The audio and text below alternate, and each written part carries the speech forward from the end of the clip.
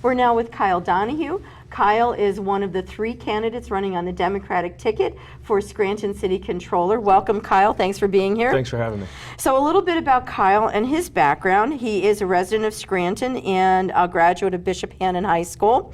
Went on to Temple University, where he earned a Bachelor of Arts in Political Science and Public Communications.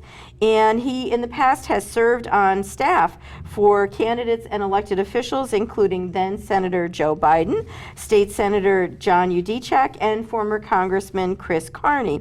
He is now on the Scranton School Board, was elected to a 2-year term, one of those terms that was set up for a vacancy. Yes. On the school board. And remember that school board members are elected volunteers, not compensated for their time and service, so thank you for your service. He is now serving as a political consultant. So again, welcome, thanks for being here. Thanks for having me. My first question for you, let everybody know, what do you believe are the duties of the Scranton City Controller? Well, I think the first duties of the city controller is to serve as a financial watchdog of city finances, and that includes all departments in the city, and also all the different funds that come into the city. You know, the liquid fuel funds as one example.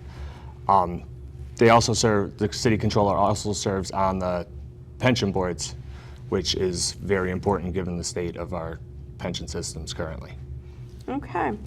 So tell me, Kyle, what qualifies you to run for this office? Why should people vote for you? What do you bring to the table, perhaps that your opponents do not? Well, as a school director, I was named to the Budget and Finance Committee, and for the first time I held Budget and Finance Committee meetings monthly throughout the year to go publicly discuss the district's finances.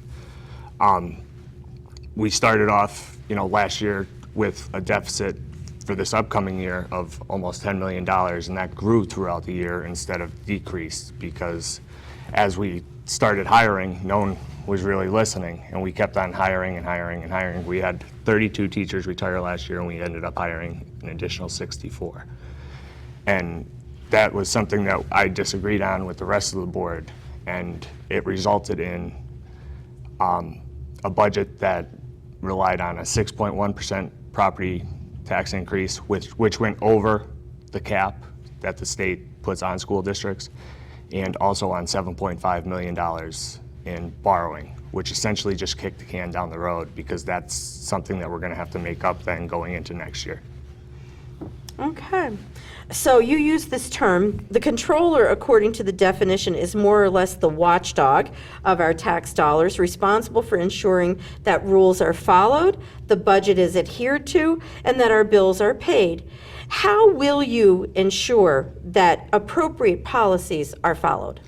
And that's the key, is to make sure to look through the policies the city currently has in place, and not only to use those policies, but to expand on those policies and to create a better system of how the city is spending its money.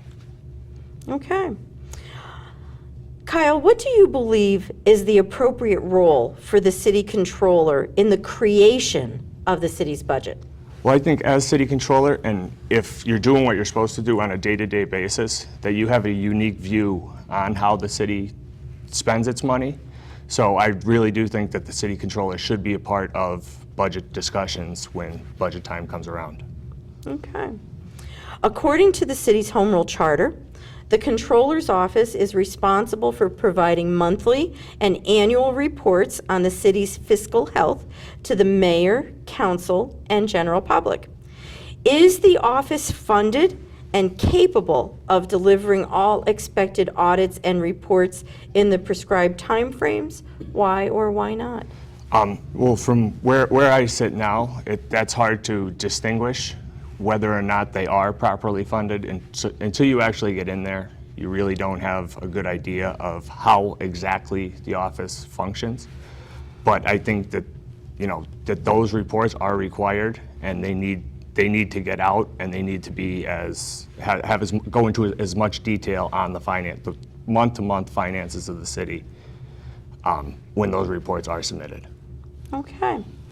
So Kyle, every day Businesses are looking for better ways to do things. What are your plans for increasing efficiency and/or effectiveness of the Controller's office, if any, and if none, why not?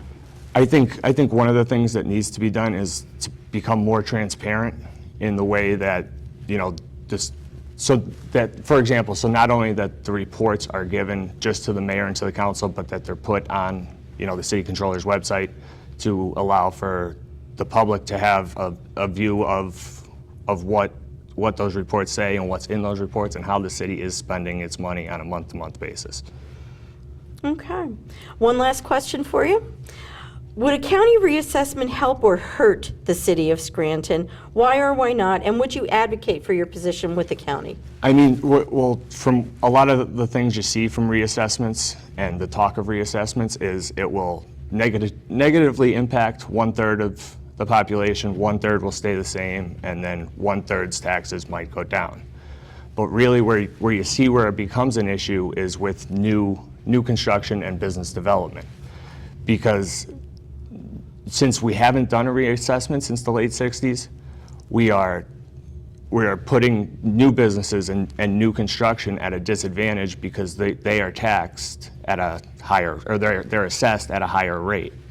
And so I think that is something that the city needs to push the county to do, is to get a reassessment done in a timely fashion. Just because, I mean, we haven't had one done in 40 years, and I think it's time that we have one done. Okay.